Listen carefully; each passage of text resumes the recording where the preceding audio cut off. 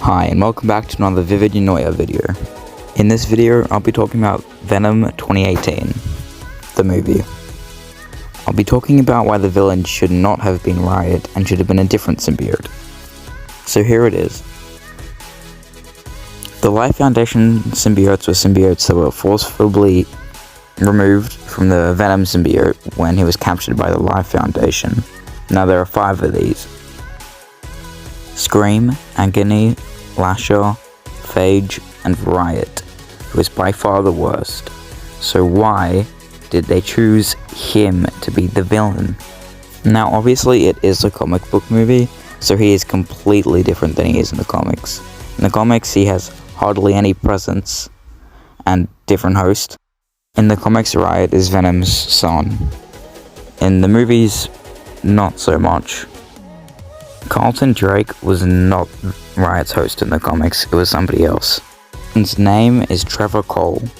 He was a bad choice for the villain, so who should have been the villain of the movie? Scream, that's who. She was forced from the Venom symbiote after he was captured by the Life Foundation. She was bonded to a guard whose name was Donna Diego. She also happens to have schizophrenia. Out of the Life Foundation symbiotes, she is by far the most important and the strongest. She has all the classic symbiote powers, like web swinging and super strength and stuff like that. She also has prehensile hair. Like all symbiotes, she does jump from host to host. Currently bonded with Andy Benton. Clone of the symbiote, who goes by Silence, is actually in the place of Scream. Scream has followed in her father's footsteps by becoming more of an anti-hero. I can see why they didn't pick Carnage for the first movie. He's Venom's arch nemesis and needs a bit more build-up. But there are still so many better villains and symbiotes to pick for the enemy, so why did they not go with Scream and go with Riot? He was not at all important in the comics. Scream's even in the animated 2017 series. Alas, that wasn't good, and she was not very good in that. Anyway, Scream is definitely better and more important than Riot in the comics. She even has her own solo series. Or they could have done a not symbiote. Venom has tons of those villains. Anyway, so Scream's first host, Donna Diego, was a schizophrenic, and that made her interesting.